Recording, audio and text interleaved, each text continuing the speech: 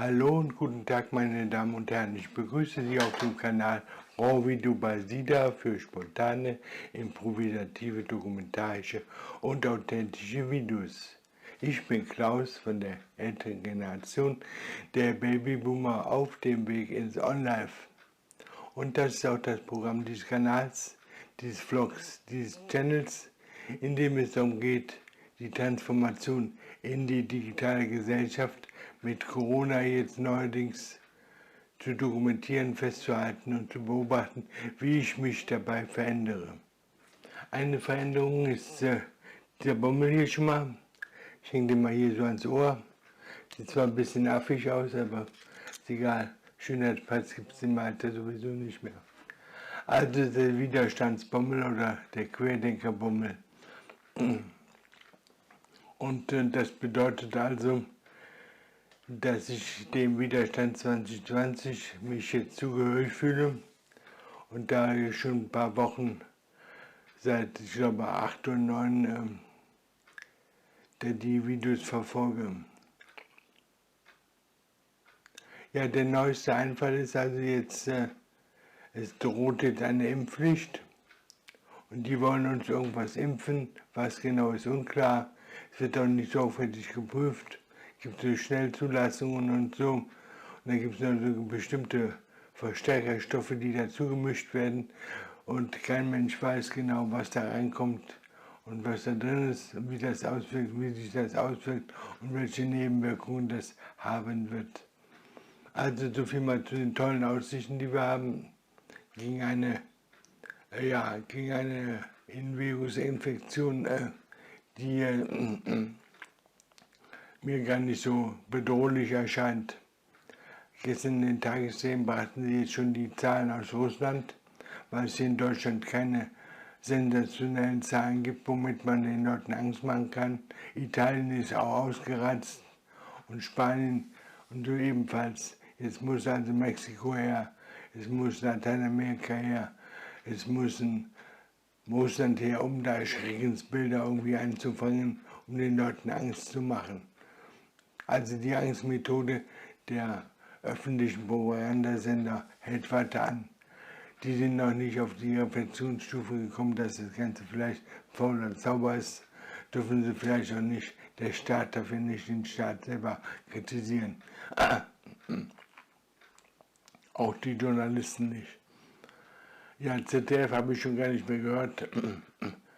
Schaue ich schon gar nicht mehr an. Und die Tagesthemen brachten dann gestern auch wieder bei aller Corona-Hysterie und Paranoia und Propagandasendung wird natürlich so der Stich gegen den Feind des Kalten Krieges, der wird beibehalten. Also gestern haben sie den Putin, der bekam auch gleich wieder einen mit, so einen kleinen Ellbogencheck. Also, das zählt also an die Propaganda, die Feindpropaganda. Und ja, das ärgert mich. Ich sitze hier quasi in der Anstalt. Ich bin hier in der Anstalt. Bekomme ich noch mein Essen, aber die Anstaltsleitung macht, was sie will. Die erzählen mir irgendeinen Quatsch von Corona, Quatsch von bösen Feinden, Bösewichten in der Welt, die sie angeblich bekämpfen müssen. Und China ist ja jetzt auch der Bösewicht und Russland sowieso.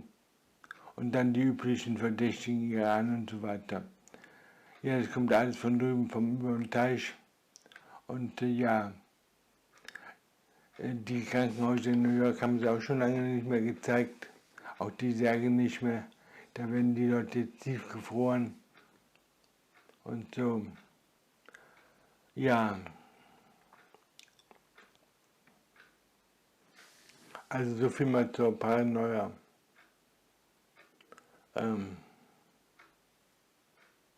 Ja, Thema 1, On-Life. On-Life hakt, stoppt im Moment. Ich komme nicht richtig weiter. Gestern habe ich ein Video gemacht. Oder gar keins, war das vorgestern. Die Videoproduktion geht runter. Warum genau, ist mir noch nicht so ganz klar. Also während der Krise der letzten 4-6 Wochen habe ich sehr viele ETS-Videos 2 gemacht. Ich habe gleich so einen ETS-2-Simulator gekauft und damit bin ich dann hier durch Europa gefahren, während ich in meinen eigenen 4 Wänden saß. Sozusagen vielleicht eine Kompensation. Ja, gestern habe ich angefangen, ein Buch zu lesen von dem Riesmann, glaube ich, heißt der, oder die Formen der Angst oder Grundformen der Angst. Und ja, er führt dann also aus, dass die Leute verschiedene Grundformen haben und dass es dann Abweichungen davon gibt.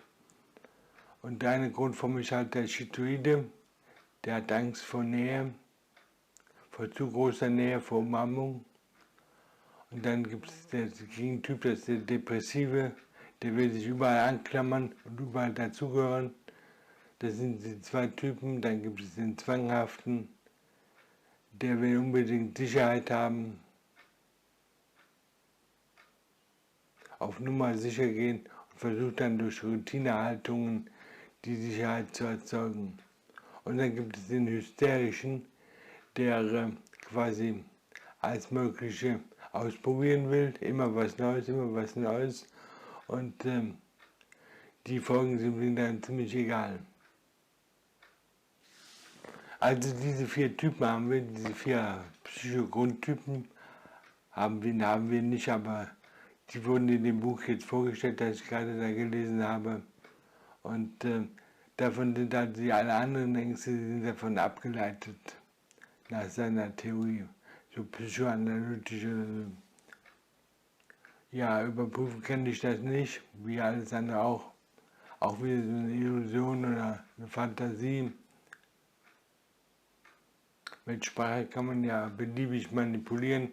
Den einen erzählt man was vom bösen Feind, den anderen erzählt man was von einem bösen Virus.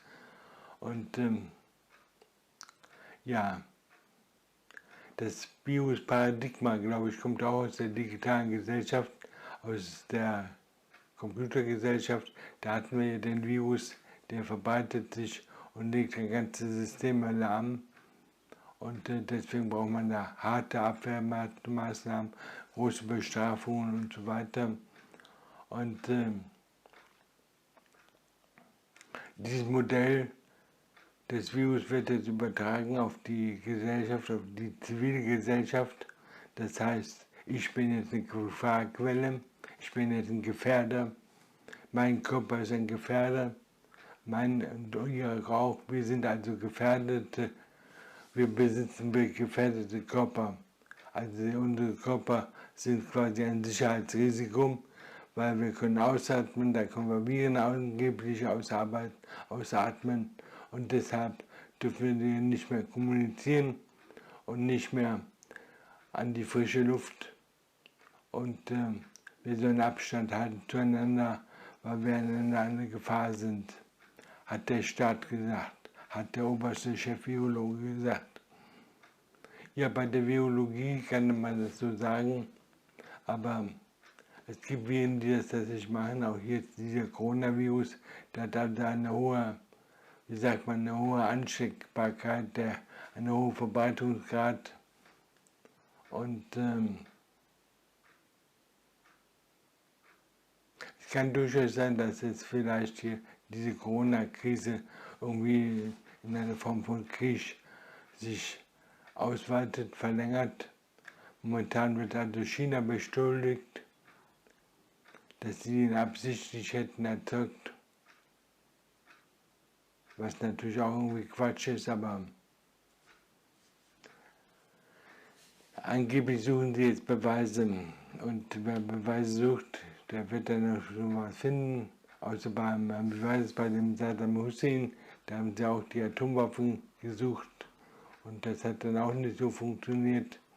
Die haben sie dann auch nicht gefunden, aber der hat ja angeblich immer an der Bombe gearbeitet. Sie erinnern sich. Ja, die Eliten scheinen irgendwie in ihrem Elfenbeinturm total durchgeknallt zu sein. Ich weiß nicht, ob die unter Drogen stehen oder...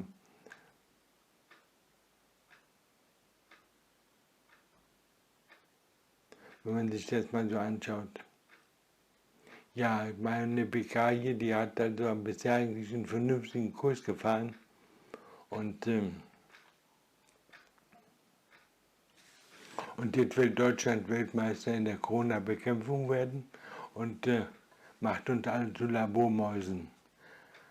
Also der Laborleiter hat dazu entschieden, es werden jetzt geimpft und die Politiker sagen, okay, wir werden jetzt schnell ein Gesetz machen, ein Zwangsimpfgesetz und dann muss jeder sich impfen lassen und dann bekommt er einen Pass und mit dem Pass darf er dann quasi die Öffentlichkeit überhaupt betreten. Der Staat kontrolliert die Öffentlichkeit, also das heißt, du bekommst dann keine öffentlichen Verkehrsmittel mehr, du bekommst keine Nahrungsmittel mehr, du musst überall deinen Impfpass vorlegen und ob es diese Gefahr überhaupt gibt, ist völlig unklar und ungewiss. Und für mich ist das alles eine Farce. Ich glaube nicht an Corona. Ich habe natürlich auch keine Ahnung, auch kein tieferes Wissen. Aber so, was ich gehört habe von den anderen Fachleuten, in meiner Großstadt hier mit fast 650.000, 700.000 Einwohnern gibt es also bisher 24 Tote. Und da gibt es, diese 24 sind mit und durch Corona gestorben. Da weiß man also auch noch nicht mal, ob die jetzt nur ausschließlich an Corona oder noch an irgendwas anderem mitgestorben sind. Ja, dann haben wir 220 Infizierte momentan, glaube ich. Und insgesamt haben sich bisher hier so 1000 Leute infiziert. Aber die meisten sind wieder davon genesen.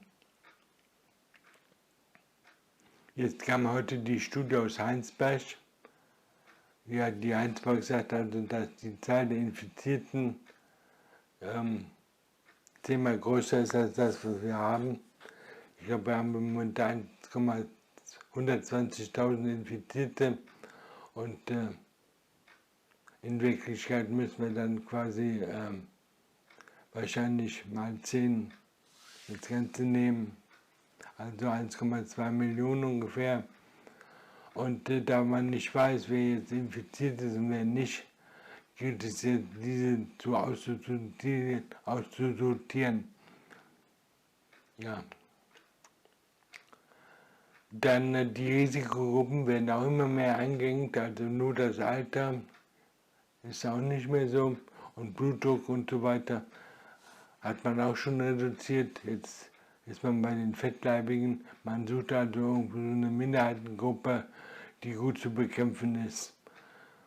Die Raucherindustrie, die hat gleich gesagt, nein, Rauchen nicht, Nikotin würde schützen. Die Blutdruckliga hat auch gesagt, nein, am Blutdruck allein liegt es auch nicht. Das ist nicht der Gefährdungsfaktor. Und jetzt bleibt noch Diabetes und Übergewicht über.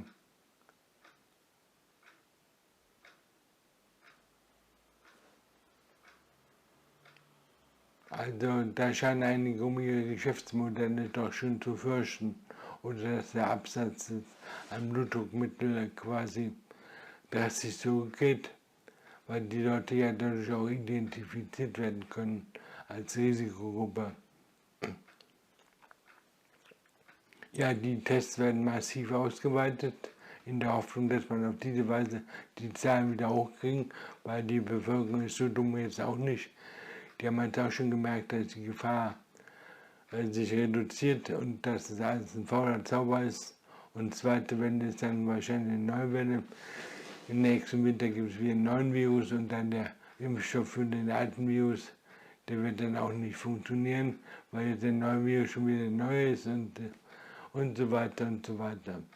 Also, Politik hat keine Ahnung und die sind auch zu faul, zu dumm, sich damit auseinanderzusetzen.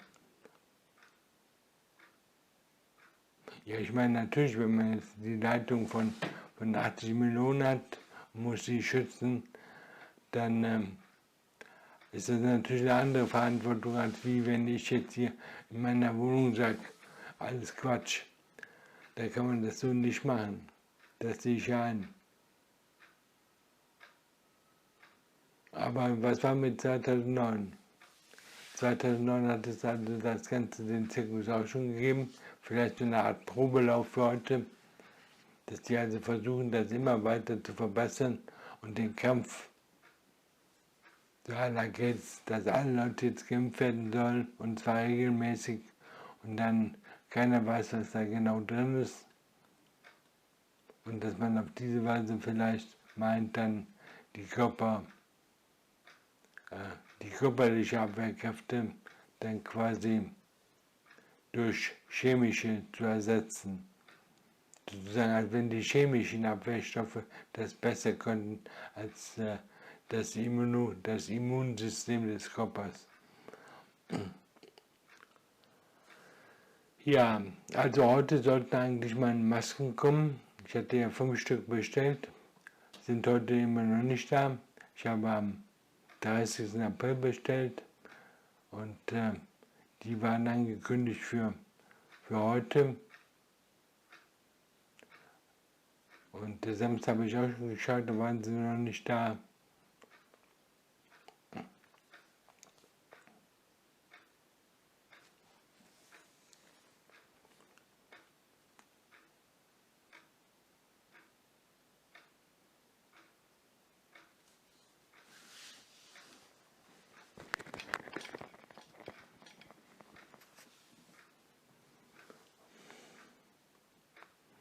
Ja.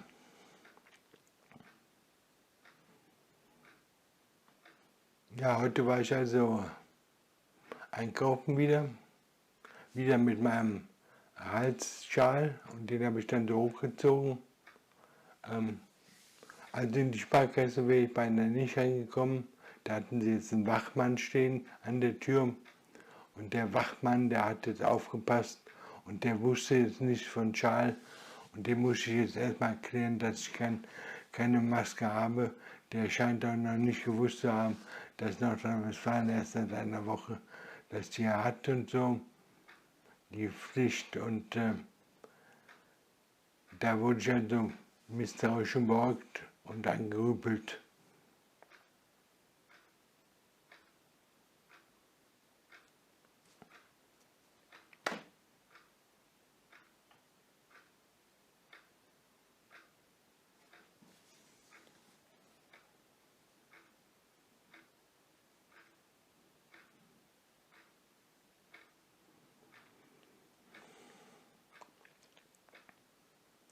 Ja.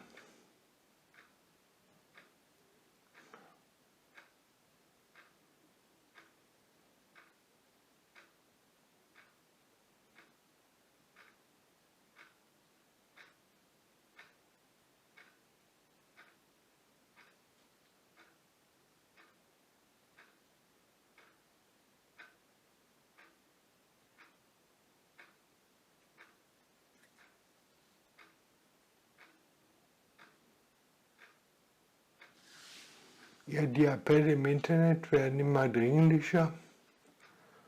Appelle an die Dringlichkeit, an die Impfpflicht und so, was uns da droht.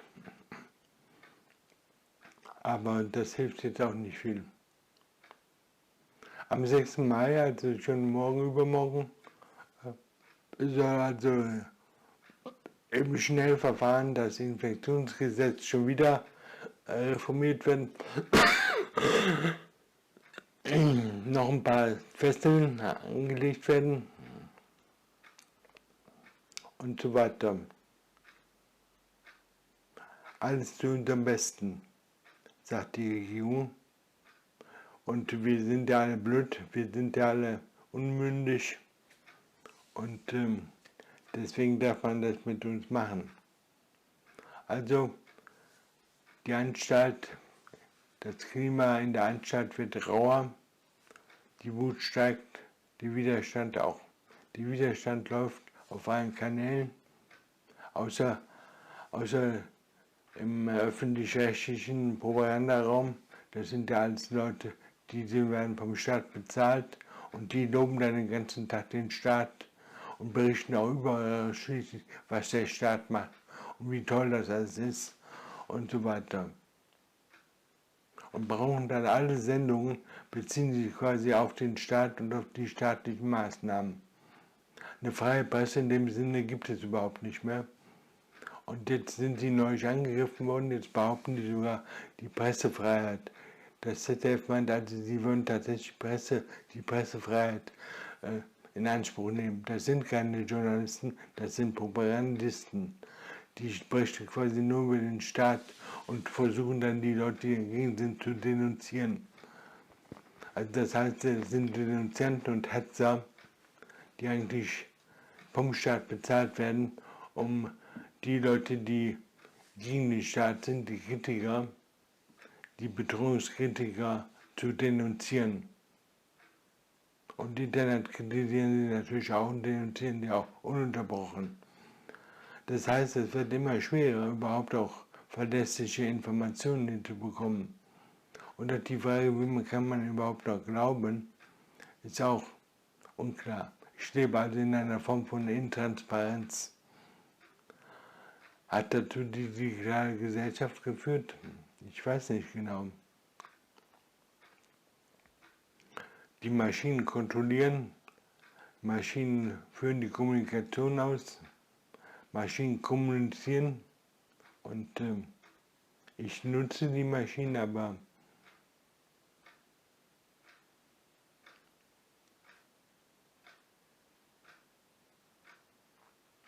die Kontrolle nimmt zu. Ja, hat Dr. Brückner darüber geschrieben, den will ich hier noch kaufen, der hat ein Buch geschrieben darüber, die nächste Gesellschaft.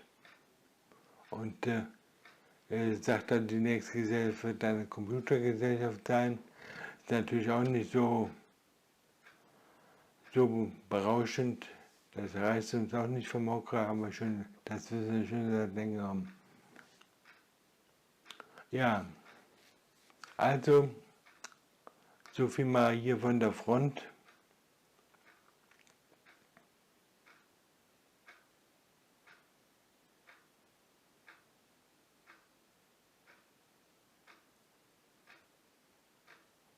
Ja. Ansonsten, ja, Smoothie gegessen heute, Gesundheit, ja, Beine geht heute. Bin heute ohne Stock gegangen, einkaufen, unter Bank. Und ansonsten von Corona keine Spur, kein Schnupfen und keine Grippe.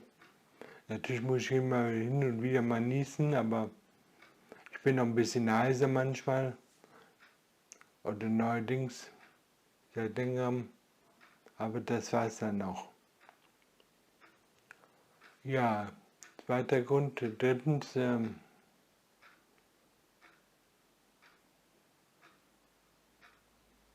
Ernährung haben wir eigentlich auch. Ich esse jeden Tag so dasselbe, mein Smoothie, mein Müsli und dann mache ich noch irgendwie ein Reisgericht.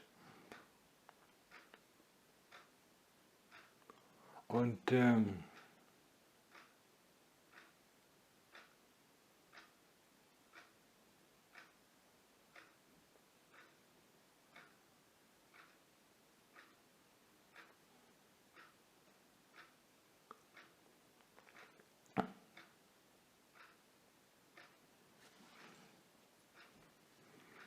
ja, Punkt 3 Lektüre. Ja, die gekaufte Lektüre, die wird nicht weitergelesen. Jetzt lese ich da das Buch von dem Riesmann über die Angstformen der Angst, Grundformen der Angst. Und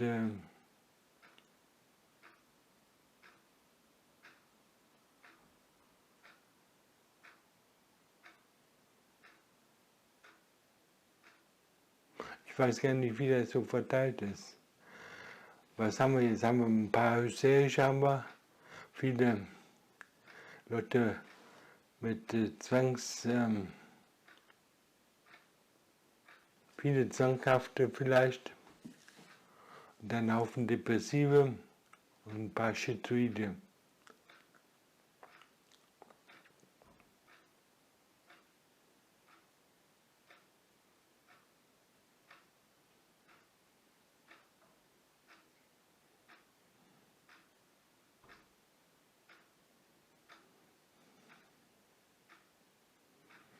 Also könnte man vielleicht sagen, Depressive und Zwanghafte, 40-40, 10% hysterische und 10% Schizoide, kommt das ungefähr hin. Von der Aufteilung weiß ich nicht so genau. Wie will man das feststellen? Kann man überhaupt die Grundtypen, kann man die überhaupt so fest ausmachen? Kann man das überhaupt so sagen? Ja, einer ist depressiver, einer ist schizoid, einer ist das. Das sind ja auch alles wieder so schwammige Begriffe, die wieder auf anderen schwammigen Begriffen beruhen. Und das ganze Konzept wird dann auch schwammig. Ja, Punkt 4 und 5, Medien. Medien habe ich also gestern habe ich einen Film gesehen bei Netflix wieder. 2 Stück sogar. Aber ich komme jetzt im Moment nicht darauf, was ich da gesehen habe. Was das Polen, genau aus Polen habe ich gesehen.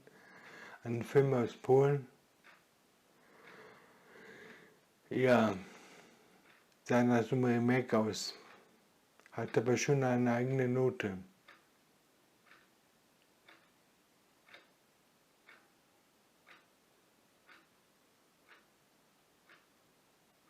Ja, okay, Leute, das war's ja schon wieder von mir. Ich bin durch. Ich sag mal Tschüss, macht's gut, bleibt gesund, haltet euch von dem Coronavirus fern und lasst euch nicht von der Paranoia, von der Corona hier anstecken und verrückt machen. Behaltet den Kopf und die Schultern, Leute. In diesem Sinne macht's gut und tschüss.